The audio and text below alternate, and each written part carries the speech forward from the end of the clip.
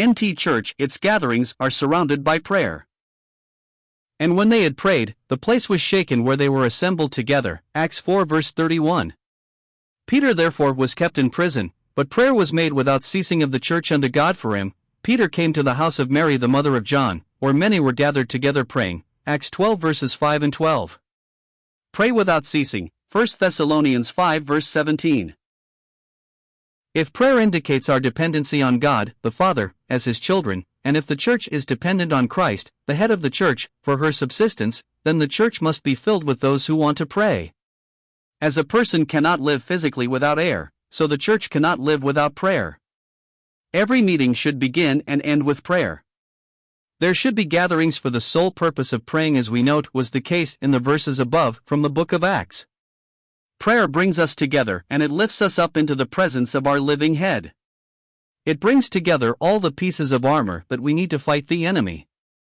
Above all, taking the shield of faith, wherewith ye shall be able to quench all the fiery darts of the wicked.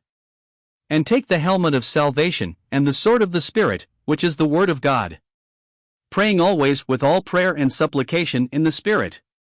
Ephesians 6 verses 16 to 18. The early church prayed without ceasing, and we must pray without ceasing. We must pray perseveringly if we are going to see the power of God working in our midst. Prayer is the least complicated mark and yet the most vital mark of a New Testament church. A distinguishing characteristic of a true New Testament church is that its atmosphere is filled with prayer.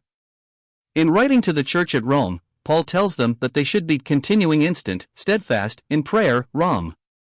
12:12. How long will it take the church of our day to learn the vital importance of prayer? Our weakness is not traced to weak programs. Our weakness is traced to our failure to pray earnestly and continuously. The questions then to be asked in looking for a New Testament church are there as many saints at the prayer meeting as there are on Sunday morning? Are those responsible for leadership given to prayer? Is prayer given a vital place in all the meetings of the church? These are questions every one of us should be asking, and we should be deeply exercised to change the answers of each of these questions to yes if it is presently no.